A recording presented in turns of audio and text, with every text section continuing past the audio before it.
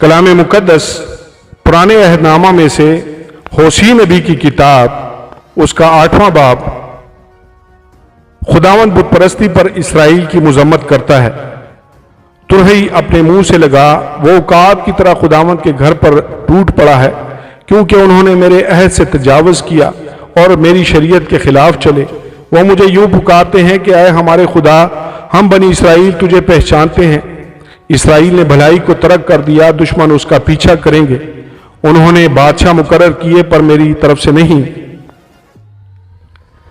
انہوں نے امراء کو ٹھہرایا ہے اور میں نے ان کو نہ جانا۔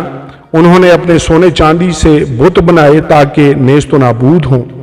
اے سامریا، تیرا بچڑا مردود ہے، میرا قہر ان پر بھڑکا ہے، وہ کب تک گناہ سے پاک نہ ہوں گے؟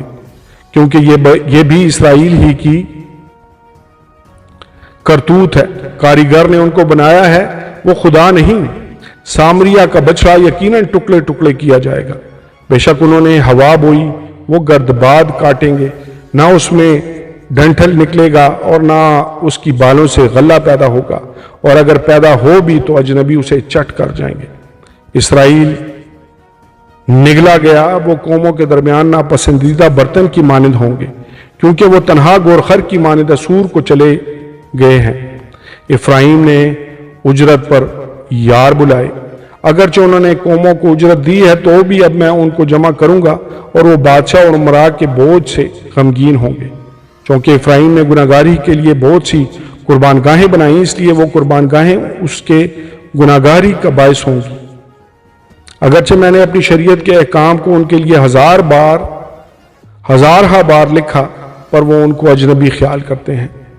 وہ میرے ہدیوں کی قربانیوں کے لیے گوشت گزرانتے اور کھاتے ہیں، لیکن خداوند ان کو قبول نہیں کرتا۔ اب وہ ان کی بدکرداری کو یاد کرے گا اور ان کو ان کے گناہوں کی سزا دے گا۔ وہ مصر کو واپس جائیں گے۔ اسرائیل نے اپنے خالق کو فراموش کر کے بت خانے بنائے ہیں، اور یہودا نے بہت سے حسین شہر تعمیر کیے ہیں، لیکن میں اس کے شہروں پر آگ بھیجوں گا اور وہ ان کے قصروں کو بھسم کر دے گی۔ آمین اور آمین۔